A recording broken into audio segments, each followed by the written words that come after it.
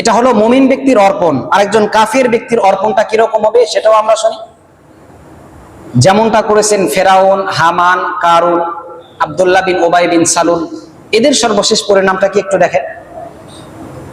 সারাটা জীবন এরা কোরআনের বিরুদ্ধে সংগ্রাম করেছে, রসুলের বিরুদ্ধে সংগ্রাম করেছে, হাদিসের বিরুদ্ধে সংগ্রাম করেছেন, আলেম ওলামাদের বিরুদ্ধে সংগ্রাম করেছেন। কোরআন মানি না, হাদিস মানি না, আলেম ওলামাদেরকে মানি না, নবীর বিধান মানি না।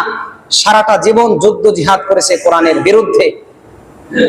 সর্বশেষ এরকম যুদ্ধ জিহাদ করার পরে সর্বশেষ যখন ফেরাউন দুনিয়া থেকে বিদায় নেবেন, এই অবস্থায় আমরা গতকালকেও আলোচনা করতেছিলাম, প্রত্যেক বৃহস্পতিবার বাদ মাগরিব আমাদের মসজিদে কোরআনের তাফসীর হয়। তো আমরা গতকালকে আমরা আলোচনা করেছিলাম ফেরাউন সর্বশেষ অবস্থায় সারাটা জীবন কোরআনের বিরোধিতা করার পরে, মুসা আলাইহিস সালাতু ওয়াস সালামের বিরোধিতা করার পরে, এরপর সর্বশেষ যখন দেখছেন আমার আর বাঁচার উপায় নেই, এখন নদীর মধ্যে ডুবতেছেন, আবার উঠতেছেন, সাগরের মধ্যে আবার ডুবতেছেন, পানিতে আবার ভাসতেছেন, যখন ফেরাউন দেখছে যে আমার আর বাঁচার কোনো উপায় নেই, বাঁচানোর মতো কোনো ক্ষমতা এখন আমার সামনে নেই, ওই সময় গিয়ে ফেরাউন যুক্তি পেশ করছেন। দেখেন সর্বশেষ পরিণামটা কি, এবং এখানে গিয়েও যুক্তি পেশ করে আল্লাহর সামনে। দুনিয়াতে তো কত যুক্তি পেশ করছেন, এরপর হয় নাই, এখন গিয়ে ডাইরেক্ট আল্লাহর সামনে যুক্তি পেশ করে। আমি ওই আল্লাহর প্রতি ঈমান আনলাম যে আল্লাহর প্রতি বনী ইসরাইলের লোকেরা ঈমান এনেছে, আমি ওই আল্লাহর প্রতি ঈমান আনলাম যার প্রতি বনী ইসরাইলের লোকেরা ঈমান এনেছে। উনি যুক্তি পেশ করতেছেন, সরাসরি কথা বলতে পারতেছেন না যে আল্লাহ আমি তোমার প্রতি ঈমান আনলাম। উনি উদাহরণ দিয়ে বুঝাইতেছেন বনী ইসরাইলের মানুষেরা যে আল্লাহর প্রতি ঈমান আনছে আমিও সেই আল্লাহর প্রতি ঈমান আনলাম।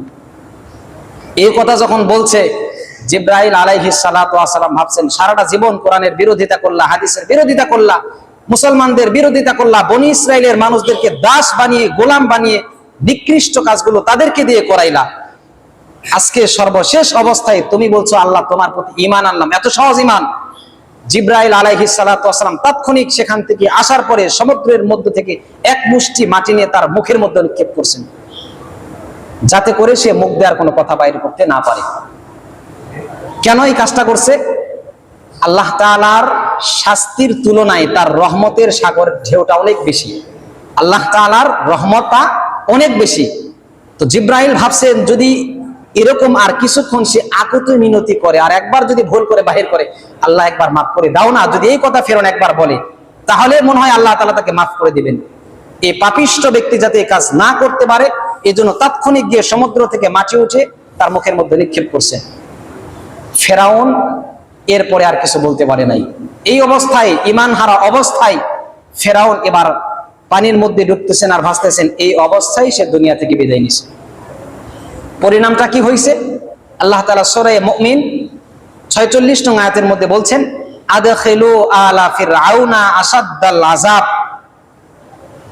আল্লাহ তাআলা বলছেন ফেরাউন এবং ফেরাউনের গোষ্ঠীদেরকে, বংশধরদেরকে আসাদ্দাল আযাব, কঠিন শাস্তির মধ্যে পাকড়াও করো, কঠিন শাস্তি দাও।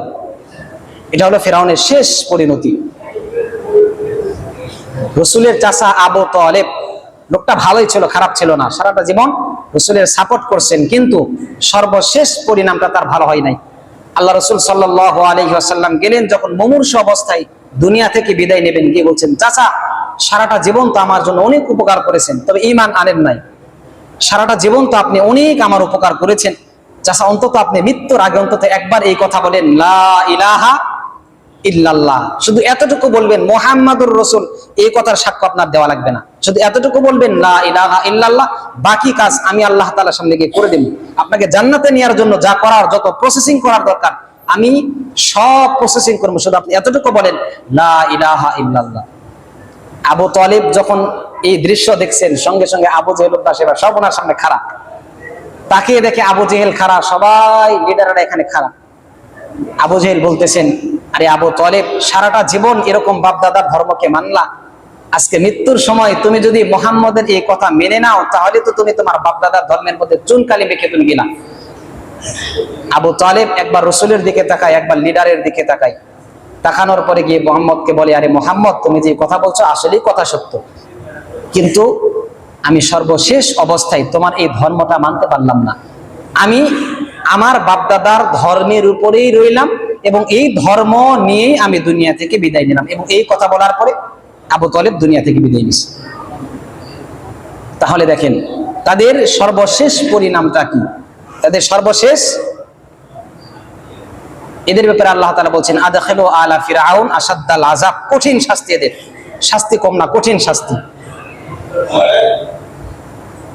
কারুনের অবস্থা দেখেন, কারুনও সেম একই কাজ করছে। যেই কারুনের আমরা আলোচনা করব, আমাদের তাফসীর যেহেতু চলতেছে, মুসা আলাইহিস সালাতু ওয়াস সালামের জীবনে আমরা আলোচনা করতেছি, হয়তো আগামী সপ্তাহে আমরা কারুনের ইতিহাস জানবো ইনশাআল্লাহ। কারুনের প্রাথমিক অবস্থাটা কি ছিল? কারুন একদম ফকির মিসকিন ছিল। কোরআন হাদিস করলে দেখবেন এই কারুন একদম ফকির ছিল। মুসা আলাইহিস সালাতু ওয়াস সালামের চাচাতো ভাই ছিল কারুন।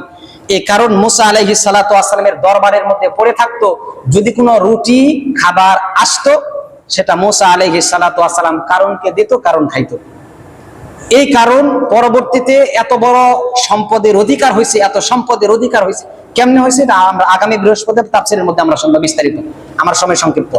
তো এই কারণ যখন পরবর্তীতে এত সম্পদের মালিক হয়েছে, এত টাকা পয়সার মালিক হয়েছে, মালিক হওয়ার পরে মুসা আলাইহিস সালাতু ওয়াস সালাম গিয়ে বলছিলেন, কারণ কোরআনের একটা বিধান, এই বিধানটা শুধু কোরআনের না, এটা তাওরাতের মধ্যেও ছিল, যে তুমি আল্লাহ তাআলার যাকাত আদায় করো, তুমি যাকাত প্রদান করো। কারণ বলছিল অসম্ভব, এটা আমার কষ্টে অর্জিত টাকার সম্পদ, এত সম্পদ যেটা দেখতেছেন এটা আমি কষ্ট করে উপার্জন করেছি। কষ্ট করে উপার্জন করে নাই, চুরি করে উপার্জন করেছে। কি করে উপার্জন করেছে? আগামী তাফসীর, আগামী বৃহস্পতিবার বাদ মাগরিব আমরা তাফসীরের মধ্যে জানবো যে কারণ যে সম্পদ চুরি করেছে, কষ্ট অর্জন করে নাই। কি চুরি করেছে? মুহূর্তের মধ্যে কোটি কোটি টাকার মালিক হয়েছে। আগামী বৃহস্পতিবার বাদ মাগরিব আমরা জানবো ইনশাআল্লাহ। তো এই যে সম্পদ চুরি করে ধনী হয়েছে, কি করে ধনী হয়েছে? সর্বশেষ মুসা আলাইহিস সালাতু ওয়াস সালাম বলছিলেন যাকাত দাও, কারণ বলছে অসম্ভব, আমি যাকাত দিতে পারবো না। সর্বশেষ মুসা আলাইহিস সালাতু ওয়াস সালামকে অপবাদ দিয়েছে। মুসা আলাইহিস সালাতু ওয়াস সালাম রাগী মানুষ, স্বাভাবিক। আল্লাহ তাআলার কাছে দোয়া করেছেন, আল্লাহ একে এবং এর সম্পদ সহ দুমিনের মধ্যেই তারে বসায় দাও। আল্লাহ দোয়া কবুল করেছেন এবং তা কারণকে এবং কারণের সমস্ত সম্পদ সহ সবগুলো মাটির মধ্যে ডাকতেছেন, কিয়ামত পর্যন্ত এরকম যাইতেই থাকবে। কারণ বারবার বলছিল মুসা আমাকে মাফ করে দাও, মুসা আমাকে মাফ করে দাও। আরে মাফ চাইতে হবে তো ওনার কাছে, মাফ চাইতেছেন ওনার কাছে, কাজ হবে নাকি? যার কাছে মাফ চাইলে কাজ হবে, তার কাছে মাফ চাওয়া লাগবে, আরেকজনের কাছে মাফ চাইলে হবে না। মাপ চাইতে হবে একমাত্র মাপের রাস্তা ওইখানে, আপনি ওইখানে মাপ চাইবেন। যদি ওইখানে মাপ না চেয়ে ওইখানে মাপ চান, যদি মাপ করতে পারতো তাহলে রসুল আবু তালেবকে হেদায়েত করতে পারতো। কারণ আল্লাহ রসুলকে তো অনেক সাপোর্ট করেছে আবু তালেব। আল্লাহ তাআলা এক পর্যায়ে আয়াতে নাজিল করেছেন, আরে আপনি যাকে ভালোবাসেন তাকে হেদায়েত করতে পারবেন না, আমি আল্লাহ যাকে ভালোবাসবো আমি আল্লাহ তাকেই হেদায়েত করবো। আপনি যতই বলেন আবু তালেবকে, শুধু বলেন লা ইলাহা ইল্লাল্লাহ, লা ইলাহা ইল্লাল্লাহ, বাকিটা আমি দেখবো না, ও মারা যাবে, জবান থেকে কথা বাইর করতে পারবে না। এই জন্য কাফের মুশরিক বেঈমানদের সর্বশেষ পরিণতিগুলো এরকম, যারা ঈমান হারা অবস্থায় দুনিয়া থেকে বিদায় নিলেন।